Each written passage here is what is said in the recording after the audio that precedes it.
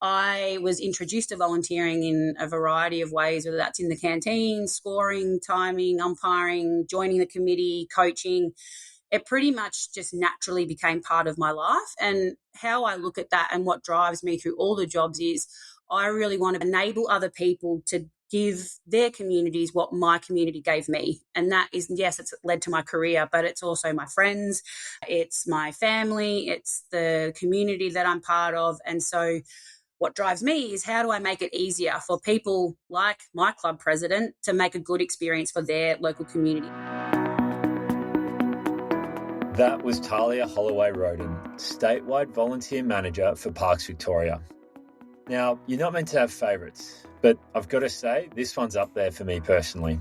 Talia's story from regional country sporting club volunteering all the way to advising the direction of volunteering across Australian sport is a story not to be missed. On reflection, Talia's story shows a few things. One, that you need to believe in yourself, no matter how hard or daunting the challenge ahead might be. Be that a job interview or making big strategic decisions that you alone need to be accountable for. Also, that gaining frontline experience volunteering enables you to be real and relatable to your stakeholders, which in turn helps you get projects off the ground and gain real-life feedback from those the projects will impact the most. I learned a lot from this story, and I hope you will too. And although Talia and I spent a lot of time talking about the nuance of her journey and her amazing roles in volunteering, it's important also to reflect on her role at Parks Victoria, overseeing a vast network of over 20,000 volunteers across diverse parks, estates and waterways. From governance and safety to fostering partnerships and community groups, Talia's strategic vision and unwavering commitment to volunteer support are shaping the future of environmental conservation. So sit back and enjoy Talia's remarkable journey, exploring the intersection of sport, community and environmental volunteering. So whether you're a seasoned volunteer manager or simply passionate about making a difference, prepare to be inspired by Talia's insights and experience.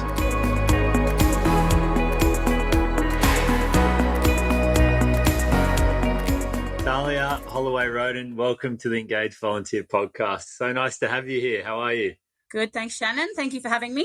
Yeah, no pleasure. Joining us from sunny Ballarat, is it today in country Victoria? Today it is, actually. It's not normally sunny in Ballarat, so you've got me on a good day. Very good. So give the listeners a little sample of the current role you're playing with Parks Victoria, because I'm very interested in that role, and we'll talk a bit about Parks Victoria and the 20,000 odd volunteers that you guys have. But I'm also very interested in your journey that's taken you to get there. So where are you now? Yeah, so my current role, I am the Statewide Volunteering Manager at Parks Victoria. So Parks Victoria looks after an amazingly large amount of parks estate and including marine across Victoria. And so tasked with, looking after the environment, conservation, research, you name it, anything that occurs, visitor experience in parks. That's what Parks Victoria looks after. And we have there'd be over 20,000 volunteers that volunteer in some capacity across a state. And that can be everything from, localised friends groups who are really focused on certain parks, through to research, through to visitor experience. There's adventure volunteering. We've got campground hosts and people who look at track maintenance.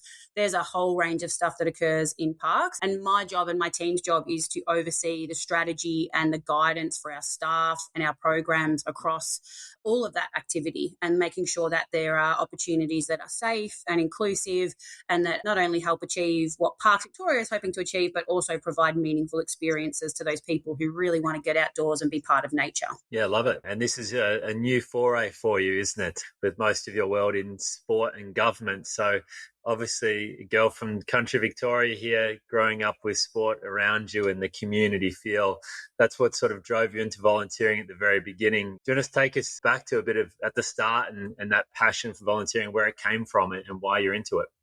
Yeah, and it's something that I've definitely reflected on, especially going for this job. Like you said, I've always worked in sport. So to go into, although it's volunteering, to go into the environment space where really I don't know anything about that, it was a big change and did take some reflection on making sure I'm always one that needs to work in an area that I do feel passionate about, where it doesn't feel like work a lot of the time and it drives me. So I did need to do a bit of work to understand why I would want to do this job. And as I come from a country town of about 300 people outside of Ballarat, where the local football and netball club and cricket club were pivotal to my every weekend, every Thursday.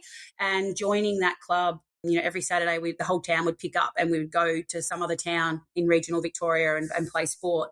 So having that as like my second family, I guess, for a really long time, I was introduced to volunteering in a variety of ways, whether that's in the canteen, scoring, timing, umpiring, joining the committee, coaching. It pretty much just naturally became part of my life. And how I look at that and what drives me through all the jobs is I really want to enable other people to give their communities what my community gave me. And that is, yes, it's led to my career, but it's also my friends, it's my family, it's the community that I'm part of. And so what drives me is how do I make it easier for people like my club president to make a good experience for their local community. And originally I thought that was sport, and that I love sport, so that definitely connected. But what I'm learning is that actually it's just community groups and that local impact towards the person and the individual. And I think with volunteering and over time, especially through like local government and cricket and sports commission and now here, working with people who don't always understand volunteering, it really is, it's that passion to be the advocate and the passion to go, no, that's too hard. There's too many steps. This person's got 2 minutes, not 20 minutes. And being that voice to make it easier is also then what drives me. So that's probably come from first getting into local government with sport and rec planning. So working with committees on, it could be anything from the fact that their heater doesn't work and we're trying to find a solution through to committee of management, legalities or grant funding or new programs to get kids involved. It was really diverse across the board in the planning and the activities that have occurred. And then taking that into cricket, that broad national approach to what is the strategy for volunteering. And I think I mentioned, but Cricket Australia was one of the first organisations that I know of as a sporting organisation to have that kind of role, that volunteer manager specific national role to guide the strategy. And so to look at how do we work across the states and the federated model to really drive outcomes at grassroots. So not the national events, but actually the 4,000 community clubs that are delivering cricket and delivering that sport to the 300,000 odd people that play cricket. So it kind of has transitioned into that strategy perspective and trying to bring that nitty gritty of volunteering into a broader big picture, which I also, really enjoy.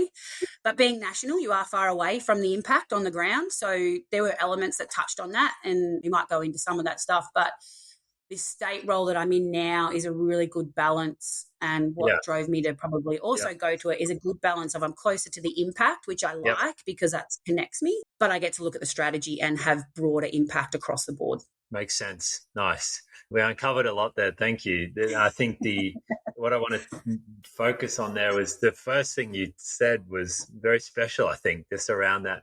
And I hadn't heard it described that way, around like the reason you wanted to work in that volunteering space was so that others can experience what you experienced probably as a young girl growing up in a country town, and that sense of community. And I'm sure we'll talk about it as we go, but how working at Cricket Australia as an example of head of volunteering, like in that volunteering team, how you can do that from a national lens and how close to that impact you can feel. It can be challenging at times, I'm sure. So, but let's take us back to that start, because there's no university course for volunteer management, Talia. So you started in local government and local council.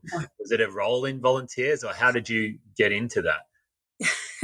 A very roundabout way. So I actually did a Bachelor of Arts psychology. So I always wanted to be a psychologist, or I thought I did, and was going to go into sports psychology. There wasn't a lot of opportunities around that at that time. There is now. There wasn't back then. And weirdly just decided that was no longer it felt wrong. It wasn't the right path at that time. And a job came about at AFL Victoria. And so it was around community, and I thought I could do that. And what stood out, they said when I got the role, because I came up against people with sports management degrees, which I obviously didn't have. And they said what stood out was my volunteering. So they wanted someone who, if you're going to work in community, especially now, if you've got volunteering experience, that will give you a leg up, because you need to be able to talk to and for those people, but also it was different in terms of the people skills. So they saw that I could talk to people and all that kind of stuff around the psychology stuff, and I stood out as being a little bit different, and that gets your foot in the door for the interview, I guess. And then from there, the local government was quite similar. It was just something that at the right time just looked different. And I thought, because I had no idea about sports management, because I wasn't in the university, I wasn't in any of the courses, I had no idea that you could even do this as a job. And so it was a job that was close to home, but really talked about, again, that community element that was around sport and recreation. So that was probably my first learning about actually what is recreation. I didn't realise what even council was, to be honest. I was 21 years old and probably had voted at a council election. I'm not sure by that point, but I had really no idea. And so that was my first step into a really small kind of council, which was good because you had to learn how to make a lot with not a lot. And just around how the governance of sport was taking shape and what goes into that and what needs to be considered. But I think going through the council way, instead of just going straight into the bigger sports, really gave me insight into the experience of the people on the ground rather than going straight into a higher position that's really quite removed. And so being able to, I think that led me to be able to always speak about, especially with volunteers in particular, I knew what processes councils were asking of them. I knew what governance was required. I knew that kind of thing from both angles. And so being on my local committee, but then also being on a council, I got both sides of the coin. And so it kind of naturally just progressed that way. You'd call it luck, but just the right time, I think, and taking that leap of faith that spoke to who I was and what I wanted to do, even though I didn't know it at the time. I think if we touch on that, there's a pretty constant theme of somewhat frustration of volunteer managers that work in businesses that are being guided perhaps from executives or whatever it might be that have not had that experience or don't understand perhaps how challenging it is on the ground, or that, as you said earlier, 20 steps instead of 5, like, well, why don't you just do that? How do you handle that? Like, because that can be quite painful sometimes, and you've seen both sides of it. How do you handle that? Yeah, it's probably changed over time. And I was thinking about this as obviously going to talk to you today. It's probably been my biggest learning over time and what has enabled me to, as I get better at it, get the outcomes I'm kind of after a little bit quicker. In that, I think originally I was always trying to articulate to people who didn't really understand that, because they'd never volunteer. It's not their fault. They don't volunteer. They've never did education in it. They have no comprehension of what volunteering is. And so it's never that person's fault in that sense. They've got other outcomes and KPIs they need to hit. So my job over time, I think, is how do I sell the message that I need in a language that they need it in? Because with that kind of thing, like overview of what's in it for them, and because that's really difficult in volunteering because we don't always have a lot of data. There's a lot of research that says it's really good for, social connection and mental health and physical health and skill development. But for some people, that's not really tangible. Tangible to them is, why would I spend time here and not here? Because I got a KPI that's here. And, they don't necessarily really appreciate all that bigger outcomes when they've got to deliver something really specific. And so for me, trying to put time and energy into probably 2 different things. One is data collection and really trying to, what do they want from it? What would make their job easier? How can I support them with their work, like with the volunteer program, knowing that I know I'm going to get these outcomes. I know this is where the work needs to go, but I need to speak to them in something that they understand. And so really trying to meet, not even halfway, probably going all the way to their side to put that time and effort into understanding their work and then aligning mine with them. But also visual. I found that, so when I first started, I've really tried to map always the volunteer experience. What are we asking of people from start to finish? Now, I can talk about that and say there's too many steps or this. Showing people in a visual way that shows 30 things on a piece of, this is what we're asking every single time. My job is to reduce that. Trying to make clear visual props, I guess. It's very operational, tangible tip, but really telling the story by using data and speaking in a language that suits them, because I felt like if I didn't do that for a long time, I was trying to push a rock uphill because we weren't speaking the same language. And being okay with that, because I think working in volunteering, we're so passionate about community outcomes and the people and all that stuff. and you don't understand why people don't just also Yeah. agree and believe what we believe. And so I Yeah. think it took a bit for me to go, if I want outcomes in my work, I need to shift and I need Yeah. to be the person that does that, because no one will do it for me. And Yeah. so that's probably a bit of a long answer, but it's been my biggest change over time, and I've seen results from that. Yeah. It doesn't always sit well, but knowing that, I have my own stuff that I want to work towards, that's how I kind of can now start to get there. For sure. And I think for people coming into their experience as volunteer leaders, I'm sure you would have screwed it up a few times as well, right? Like that's how you learn. Is there a few times it's come to mind where you're like, oh my God, I went about that the completely wrong way? Like, is something that comes to mind for you? Yeah, there's plenty of those. There's been meetings where I've, over time walked into done all the prep, done all the work, thinking, yes, this will, excite people because it excites me. And, very politely being told, what's in it for me? Okay, that's great, Talia, but like, how am I going to do that when I can't do this? And that's happened quite a lot over time. But I think also in those, it's taken the time to then understand the opportunity of those conversations to go, okay, well, talk to me about it, and to really listen. And then I try to turn that into an opportunity later on, that when I do come back, they've seen the change, or they've seen how I've listened and approached what their concerns were or their challenges were. And so it actually ends up a trust building exercise. But I have walked into plenty of, over my time, whether that's with the community, whether that's with boards, whether that's with directors, you name it, and had similar conversations. And I think that's what's helped me get to a point now where instead of maybe rushing into that, I do a lot more pre-work. It takes longer, but I feel like you're then not scrambling afterwards. Yeah.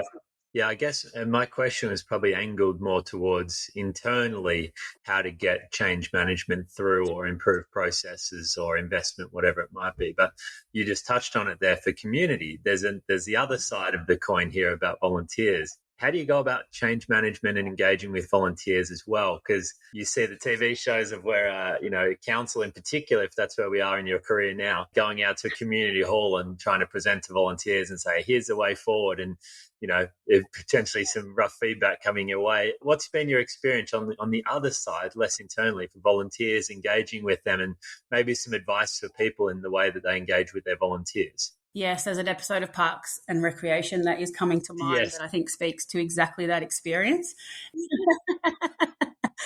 Yeah, it's incredibly challenging, because a lot of the time you get the response of, well, I'm a volunteer. Like I'm giving my free time. And, when you're trying to ask of something.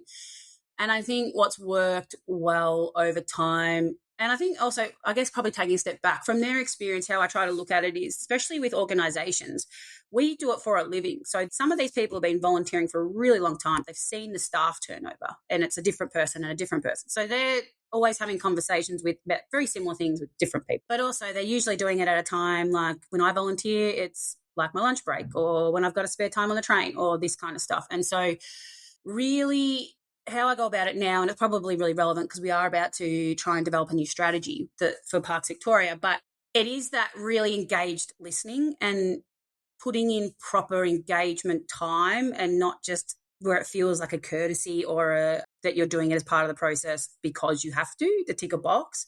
It's actually listening to and taking the time to ask hard questions and not be attached to the answers in the sense of where you're combative, because we develop things because we want to help, but sometimes bad feedback or negative feedback can be quite, it's hard to manage that.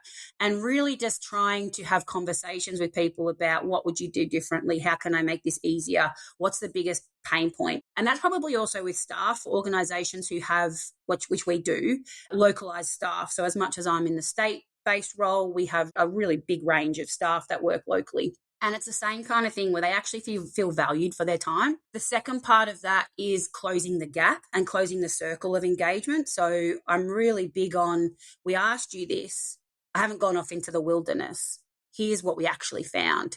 And I do think, because people go, I've never heard from you again. I never, it's that trust process over time where you do need to prove yourself that you are there genuinely and you are trying to do that. And then do what you say that you will do. Is if you're going to email, or I don't have an answer for you yet. I've been chasing it. I'll get back to you next week. It's those little things of treating them, and like all volunteers, like you would staff, in the people, and they're giving you their time for whatever that purpose is, that give them a good experience. The feedback's not always going to be good, but over time, if you're doing what you say you're going to do, then they can come along that journey. And as long as you're there holding their hand when they need to, or you're providing the tools that they're asking for, the support they're asking for, or being honest. Sometimes I think the biggest thing is if you can't do something, tell them you can't do it, because people prefer honesty than that kind of, oh, we'll see. Or so I am a big believer in trying to explain our story and why I might not be able to do something or what I could do, so that they actually see that I'm a trustworthy person, hopefully, that then is answering their challenges. But when you have a big organisation like we do, you will never hit 20,000 volunteers. And so it's also all those little bits that go alongside that. It's the stories that you might put in a newsletter. Are they speaking to the person, or is it just, governance talk that's coming at them?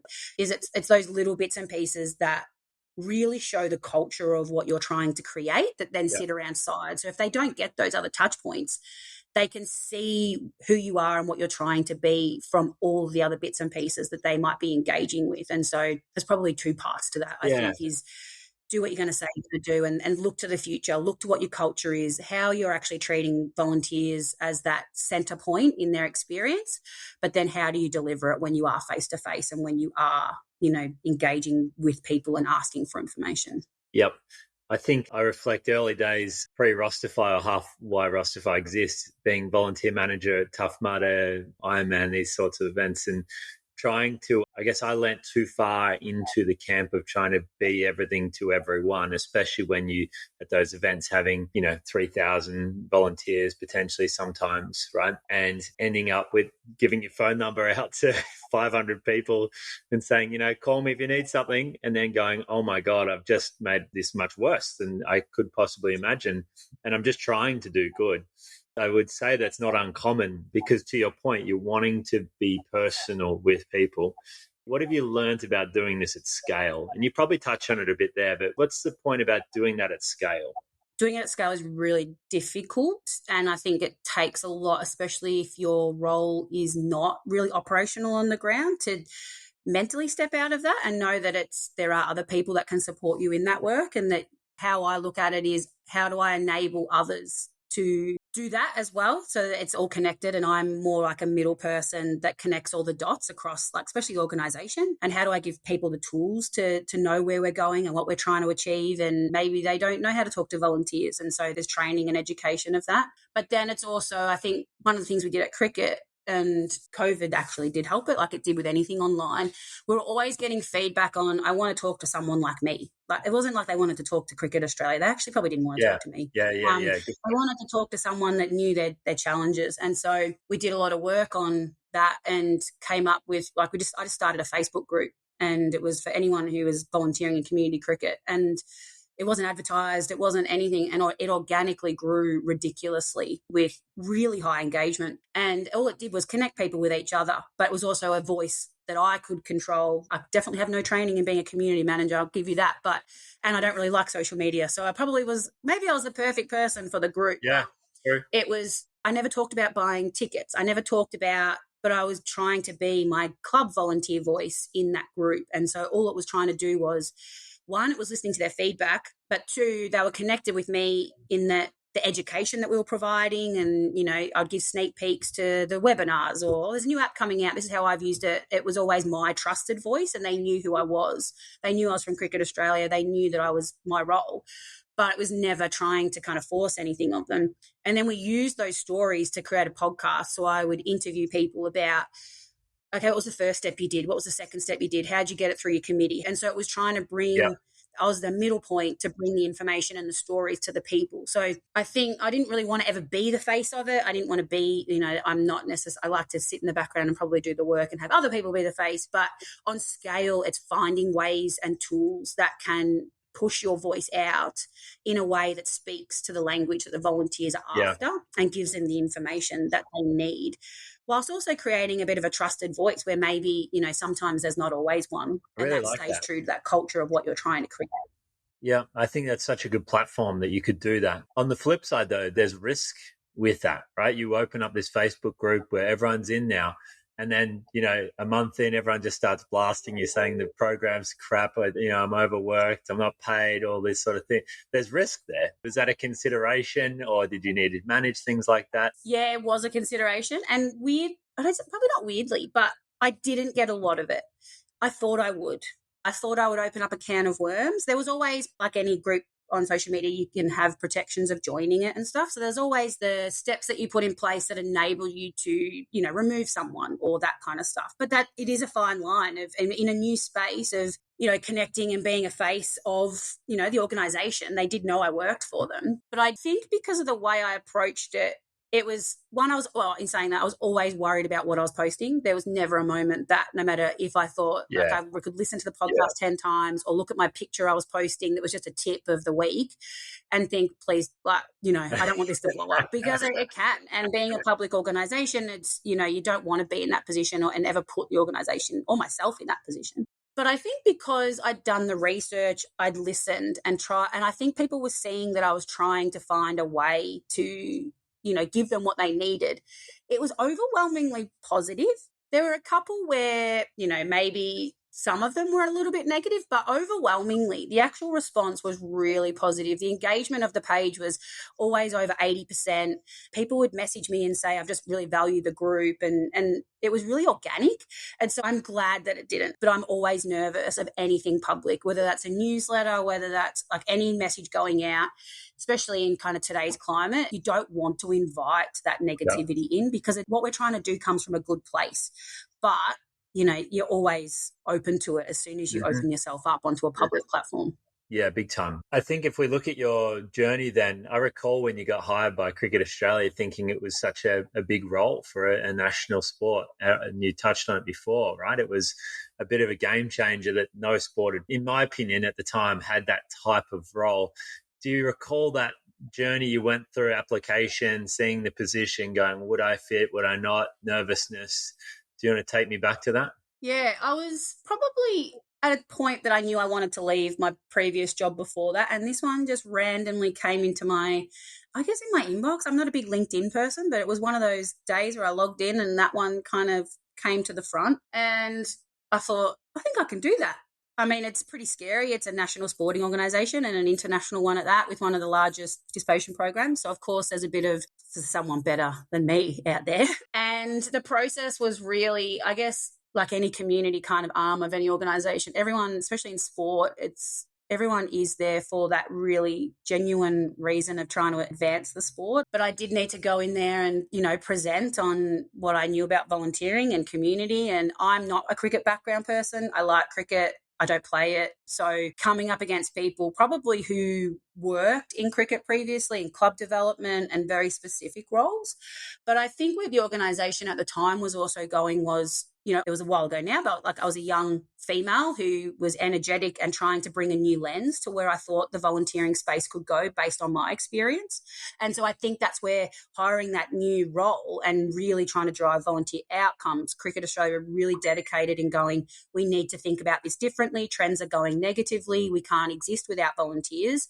We need some sort of revamped approach to where this is going. And so that was the feedback anyway of why I guess they were looking for someone like me, was, trying to drive staff across the country and, go out and speak to volunteers. They needed someone. I do have a bit of energy and I can talk underwater about volunteering. So bringing that positivity to it and going, we could do this or we could do this, let's try this, but still being really realistic with what volunteering was. But it has led to, over time, quite a lot of changes in just that, trying to think about things differently. And that's where, with volunteering trends going where they are, we all need to think a little bit differently and try to be cognizant of the fact that, there is still a lot of traditional volunteering, which is really valuable, incredible in what they achieve, but also knowing that if we are going to involve new people in new ways, we need to think differently. And so, it was nerve-wracking and terrifying, and I still remember my first day. I think I've still got the photo out the front of the office, because when you work in sport, that's one of the dreams, is to work for was one of mine, to work for an organisation like that, but always really rewarding and always really one eye on the big picture and giving me the ability to do it in a way that I believed was the right way. What didn't always, there were times where it was hard. There were times where it wasn't a priority, but working on things knowing that they could make impact. So like those examples I used before, I had originally pitched that quite like about a year before, and a few other different bits and pieces with that, but it wasn't the right time. So it's then parking it, working on it, and then knowing that there will be another opportunity to present that because, the organisation trusted that we were going in the right way. But yeah, it was a bit of a whirlwind as much as I was there for quite some time. The only probably other challenge I had was because it was a new role, there was no one to talk to in the sense of there were no other sports at a national level, which is a different conversation than a state level, to talk to or to, like, I didn't know who to reach out to. I tried. It was kind of bits and pieces. There was no one to learn from who had done it before. There was no one who could understand my challenges from that federated model perspective. And so it took me a long time to, just be confident in myself that I was kind of by myself. I needed to just trust my instincts and my information, and the organisation trusted me. So that was one of the bits of advice that I got at the start was, we hired you for a reason, like go and do it. Yeah. But not having those people to have a coffee and talk about some problem and brainstorm was really quite challenging. I think it would be different now. There's a lot more people now working in this space, but at the start, that was a huge hurdle. Yeah, I mean, it's something you should be really proud of. I think that mission you went on there, really flying solo in one of the biggest roles in one of the biggest sports in Australia, let alone the world, ginormous position for someone to be in, and in itself not having anyone else to speak to and just being told, we hired you for a reason, deliver. That's challenging at the same sense. Now, an interesting one for you and I both know in sports world and even in non-profit world, the states in themselves in Australia, obviously the states don't even get along, let alone want to be listening to a federated national body tell them how to suck eggs, how to operate. It's the same for charities across the US. It's the same in the UK. Different regions do things differently. You're trying to come in to try and centralise, in a sense, the way that volunteers are engaged across the country. What were some of the biggest challenges you faced about getting everyone on the same page? I still have that in the state version because every part of the state's always different too. So I think it's a lot of time, which you don't always have. You need to find time, is meeting, and especially even in person. That's not always achievable depending on, where you are and all that kind of stuff. But is getting, and it's probably the same like I was saying with volunteering, the way I approach it is I need to get to know the people, that they need to get to know me, especially when it's a national federated kind of model. Who is this national person coming in to tell me what to do? It's a real thing. And you're right, with history over time, people have been burned, or there's a whole lot of political things that go into organizations that you are not aware of and that can, cause of tension. It also, every state is probably delivering things totally differently. So they're always coming with, if you want to try and make one way of working and there's, 7 different people in the room all doing it different ways, that works for us, that doesn't work for us, but that works for us, is combative and it's hard. And so trying to understand where they're coming from, and again, that work of what is their work, what are they being asked by their bosses, where does it sit with them. But I also think the value of how I approach it now is doing all that work to understand it, looking at what from at that time, the national, but now it would be the state perspective of where we want to go, and then having them help develop a framework that is flexible enough for local outcomes and, information and activities, because we are all different. What happens in the regional Victoria, where a town of 200 people, is different than Metro Melbourne, where it's got thousands of people. So the same approach isn't going to work. But coming up with and having the group define and work with me on the frameworks that are going to affect them, and then enabling them to bring it to life in a way that suits their community, is how I approach most of it. So as an example, we had national awards at cricket, and it was the first time we'd done a big Volunteer of the Year award. In the end, I needed to know nominations for these 12 categories. That was ultimately what I needed to know. And that they were going to come to Melbourne. I was going to fly them in. But coming up with what those categories were really important to those staff, because that's what they were going to promote to their community. And so having them feed into that and the timings of it, I needed to have it in National Volunteer Week. So for me, what was the latest they could get them to me for, having them be part of that. So it's a conversation, but not telling them what to do. Like, not everyone had budget. So if staff just kind of came up with them because they know the local community versus a big state dinner. It didn't bother me in that sense because I couldn't contribute bulk money to this to help them. So if they got the answers they need and it worked for their community, it worked for their staff, then I believe who am I to kind of tell them that they shouldn't do that or that they need to find $20,000 for a breakfast or whatever that looked like. So that's how I do approach it, is realistically what do I need and what's the outcome in terms of where we're going, and then give enough information that they know how to feed in, and then allowing that flexibility to a point. There's obviously nuances to that, but the flexibility to deliver in a way that speaks to their community and speaks to the staff that ultimately are doing it on our behalf. And so that's probably how I approach most of our programs now, is that joint collaborative approach, but a true collaboration of the outcome. Yep. And with that, right, you can't control everything, those conversations that are happening at the grassroots, even the state level. And so I'm sure there would have been times across that role where you do roll something out and then the Shepparton Cricket Club or whatever say, Talia, this is miles off. Like, where did this come from? But you're going to need to stand up in your role and say, here's why and whatnot. Have you had to go through that sort of the pain, I suppose, of people that just either were misaligned through that journey of consultation and then dealing with the pain that comes from that? How do you handle that? Because that can be really challenging. Yeah, it can. And I think that also comes with any organisation too, where you're trying to look at governance and stuff that's, we need to ensure people are safe when they're doing what they're doing, or there are reasons behind some of the stuff that we ask. It is, as an example, there's always pushback when we're trying to implement something. So it could be a new policy, it could be, the working with children checks, it could be, new technology, whatever that is. And there are always people that say, I'm not going to do that, I'm not going to. And so I always look at first, well, what are we telling people and how are we telling it? I think there's always like a journey of process that it goes with that. And ultimately, I just kind of look at it as they're doing their best a lot of the time. And if you can't always talk to people and get through to them, and the staff can't, sometimes it just takes a long time of, unfortunately, the same conversation, but maybe there's a new person that comes on the board and you've got a different way in or something of that nature. But the story that we tell behind a lot of the stuff, because I think a lot of time we say, well, we need you as an organisation to do this. So we need you to upload that check. We need you to go online scoring. We need you. And it's mostly we need it. We know why we need it. It does make things easier a lot of the time, or there's a policy that needs checking, or sometimes it's actually because we want data, which they are not silly and they know a lot of the time. But we don't explain why we would want it, so child safe standards. Why do we want it? We want everyone to feel safe in sport or in environment, in the parks, or we want people to bring their kids and experience nature. We want people to be able to coach their nephew or niece or son or daughter. Instead of saying this actually enables everyone to be involved in a way that suits them, and we encourage more people to be involved in sport or environment or their local community group, we kind of just say, well, you need to show us your check. And it becomes very, it's another task I need to do. I don't understand why I need to do it. I don't. And the same with like technology. It is a big change for a lot of people. Even people who understand tech, you give them a new app and it's like, oh, I've got another app. Why do we need it? How will this make their job easier?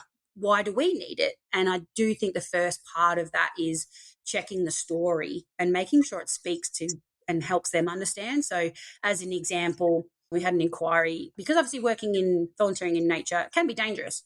You could trip over and break your leg. People fall off cliffs. They get bitten by snakes. There's a lot of stuff that occurs in nature. But if we just say someone from your group needs a first aid certificate, they think, well, who's going to do that? I don't have time. I don't have money. Why? No one's ever hurt themselves before. Like we're just, versus, oh, actually, someone got bitten by a bee, they were taken to hospital, but because this person, there was a first aid trained person on site, that person was perfectly okay. Or, there was someone working on a trail in the remote bush, they scraped on a big stick, sliced their calf open.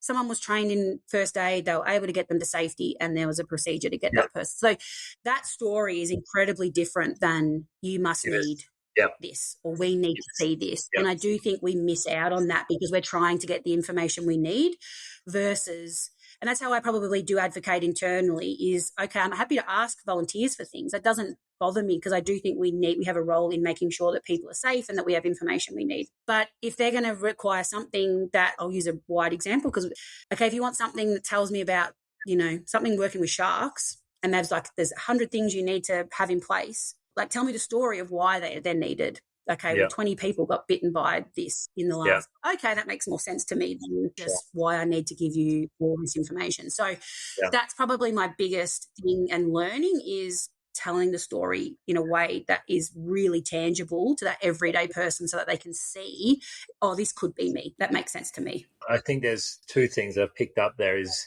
internally and to the volunteers, right? There's two key stakeholders that you need to manage here.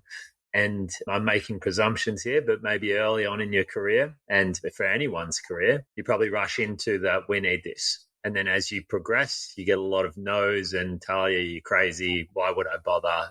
I'm already volunteering enough. I'm not going to do that. Or internally, Talia, like, as you said, you got knocked back when they're like, why? What's in it for me? I think what I'm picking up here is around the need to pause, take a breath, strategize. How is this going? Like, why? What's the reason behind it compared to just give me this tomorrow? As you said with the volunteering awards, you need to plan probably 9 months in advance and work out your dates and when the comms are going. The more experienced volunteer leaders that I speak to, I pick up a pretty common thread of needing to be composed and very organized, but also very brave too, because it would be easy for you in your position to just have, for example, executives or whatever come in and say, we need this and we need it ASAP. But in your job, you actually need to be brave to push back and say, well, give me the story as to why. Otherwise, I'm not just going to go out there and ask for these things willy-nilly because I know the outcome it's going to get and it's not going to suit what you need. So I think it's really interesting, those journeys. So if we're Cricket Australia, head of volunteering, how many volunteers was it, by the way, there? Stupid numbers. 300,000? Wow. So a few volunteers you're engaging with around the country. But from there, then went to the Australian Sports Commission. So a bit of a different jump again, probably less in the grassroots in that sense, a little. But do you want to talk to me about that jump and that journey you had there? Yeah, I think it was the first time that I realised, because you have these conversations about your career with people over the time, and sometimes advice can be you don't want to, pigeonhole yourself in one kind of direction. And so I was very conscious of just doing like sport volunteering. I was very conscious of that for a little while, and I was always trying to broaden out to more like club development and that broader supporting of committee. But I think just probably also just with where things are going and maybe my experience, I've kind of lent into it a little bit and gone, you know what, I love it. I love talking about it. I like that I can have impact. I think I can have impact. And I think the sport sector needs it because people don't know how to address it and they want to, they just don't know what to do. And so after being at cricket for quite some time, it was probably just that natural next step. And I'd always wanted to work for the Sports Commission just because I wanted to help all sport. I loved my local, I loved cricket, but I liked local government approach in that I dealt with archery and then it would be bowls. And every day was totally different in what I was learning and talking about. And so that job came up, and so basically it was to oversee or develop and oversee the strategy of volunteering for the federal government. And so that to me was, if anyone could do it, I guess my resume at that point could. So again, incredibly terrifying. I think it was the most nervous I've ever been in an interview to try to lift myself up again in terms of how I was speaking and how I was trying to show the work that I did and that it could be applied from an all sport perspective. And so I was, fortunate enough to get that role, obviously, and then work on, well, what do we do now to help all sport? And anyone who's worked for the federal government in any sense, like, it's huge because you are guiding and you are trying to influence and you're trying to educate versus having the power and the tools all the time to actually get into the weeds and help people deliver. It was a very, it's like a trust exercise. You're trying to convince people and help people and find ways that you can add value whilst also you're handing it over to other people to do. And it's the sporting system, like I guess a lot, is not always well resourced. And just like other organisations, volunteering is not always, the number one priority for, boards or staff. And so that storytelling was a big part of that. But it was really trying to look at how do we, 10 years from now, how are we influencing and guiding sport to look at volunteering differently, because sport is made up a lot of the time of traditional volunteering methods that people don't want to always engage with anymore. And the traditional structure of, put a number on it, hours per week, every week, and you're locked in for 10 years, people aren't resonating with that as much anymore. And so sport is at risk because it is delivered basically by volunteers, and that's also the elite programs. So, yeah, being given the opportunity to dive into that was incredibly rewarding. I think I learned, though, that was probably too far removed from the impact. I think there's a balance of the more workshops I did, the more presenting and working with sports and stuff, the more I realized for me personally, I think I needed a closer connection to where the people were that I'm trying to help. Good to test though, and understand where your threshold is of close to people, and then governance and strategic and top level, and great experience as well for you to see that top level. And every organization has its challenges, but governments, especially at that sort of federal level in itself, would have sure to had a lot of challenges for you compared to probably even now where you are, and being able to be more impactful potentially in the short term around things. So how did you balance that sort of 10-year idea and going, well, yeah, Talia may not be in this job in 10 years' time, but the work I'm doing today, I'm not really going to see much impact about it. Like, how did you balance that and passion and outcome-driven work you've probably always done? Yeah, how did you find the balance?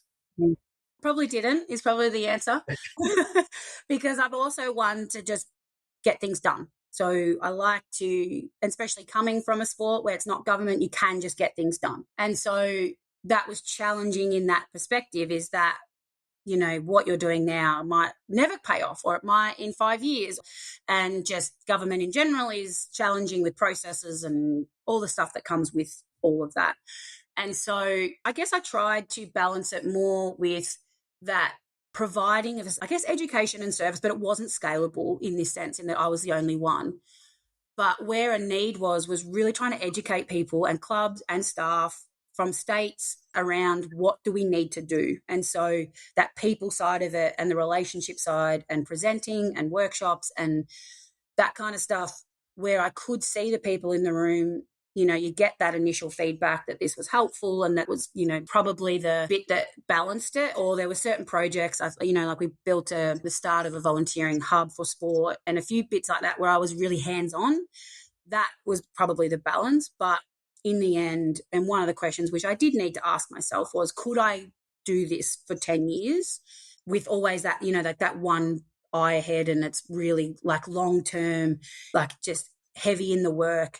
And like in the end, it didn't sit well in that sense. I do think I could have had good impact. I do think it was just more at the time, I needed probably a bit more like tangible demonstration of my impact. I think, it's just, because you're not even in a sport. So there's no direct outcome. So, I do think now is a better balance, or back into sport is a better balance, where I still really enjoy strategic. I like looking over the whole program and where 5 years from now is. I still really enjoy that. And I want to roll with that when I move forward, no matter what that is. But closer to actually understanding what the impact is that I am contributing to, I think is important. This is a tricky question for you, but how far in trouble is volunteering in sport, do you think, now? And you may not have a direct answer for it, but the world's changing, right, around the way volunteers are engaging with organisations. We spend a lot of time, mostly with non-profit organisations, around this, but you, out of anyone, has probably the best view of sport volunteering. What's your thoughts on that? And maybe think about our international listeners here that aren't in Australia in sport. Yeah, I think it's an interesting one, because it's definitely under threat if we want to continue to expand and grow, which is always on the radar of all sports, because also sport registration brings in funding, and, you know, participation brings in funding, and it all leads to, you know, viewership and all that kind of stuff. So sports do want their participation base to grow, and because it leads to better teams. There's a whole lot of, you know, bits and pieces that sit in that puzzle. But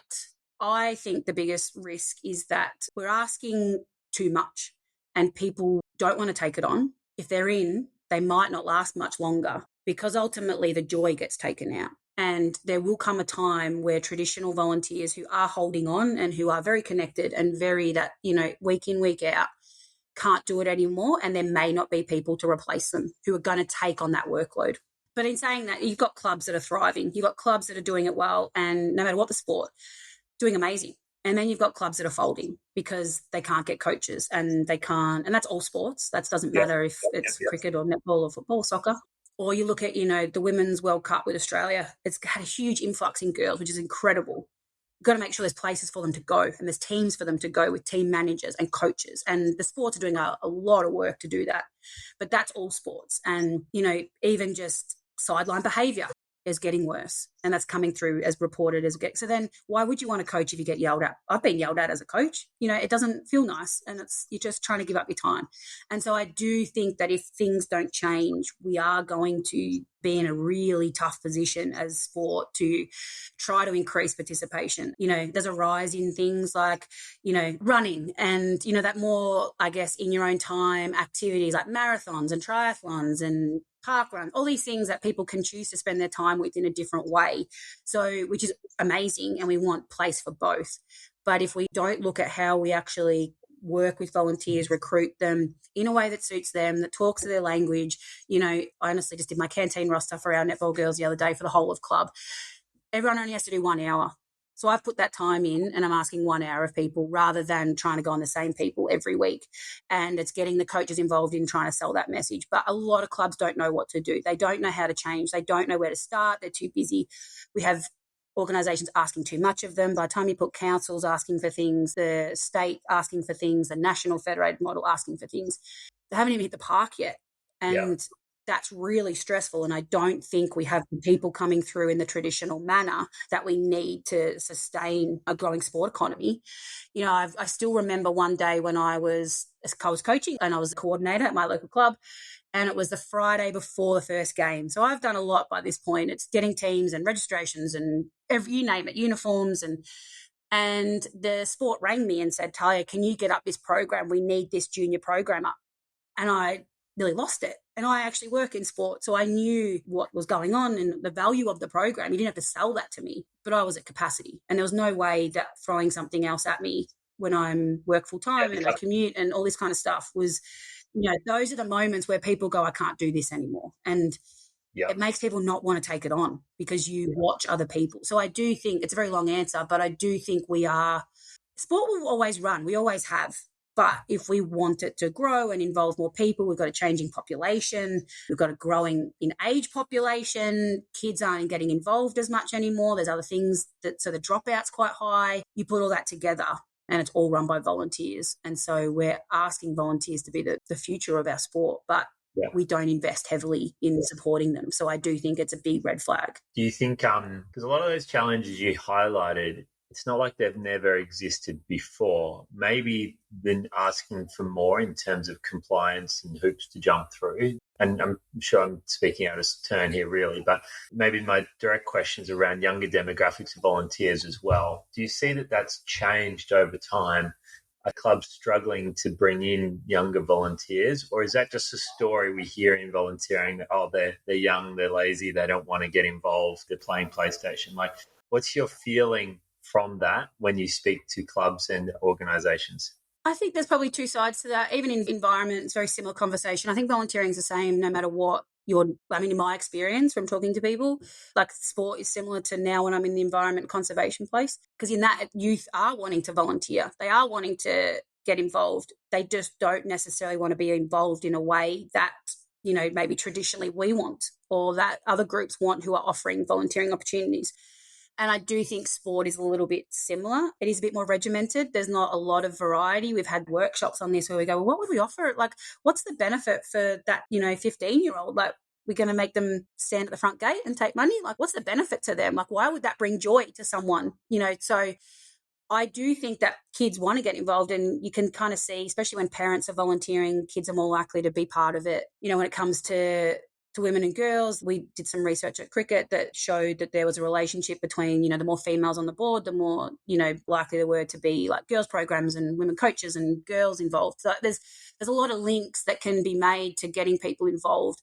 I think it's looking at what are we asking of them and what are the opportunities, because, young people can be great at helping with project-based stuff around maybe there's an event or they want to do fundraising or there's all these things, but we probably offer them things that we probably don't even want to do. And so I do think that if we can get more people involved, we just have to understand what they want to do and then allow them and put the space to achieve that and be successful, because I don't think we promote well.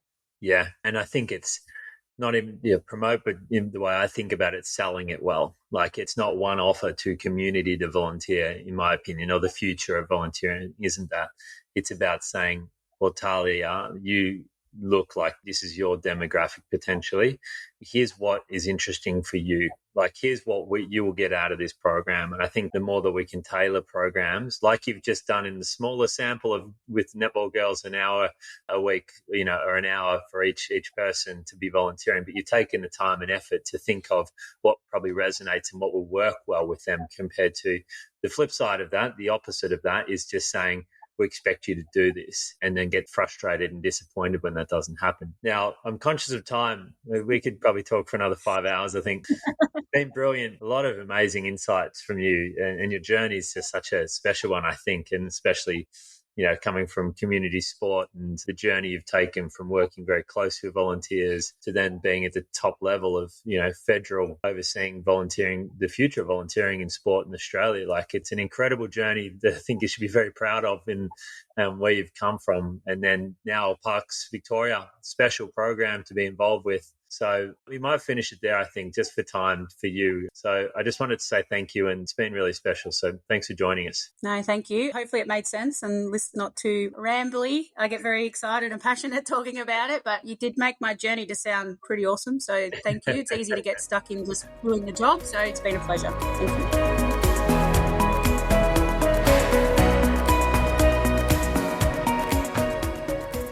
Thanks so much for listening to the Engage Volunteer podcast. Join us next time as we continue our journey through the world of volunteering. Until then, stay engaged and keep making a difference in your community.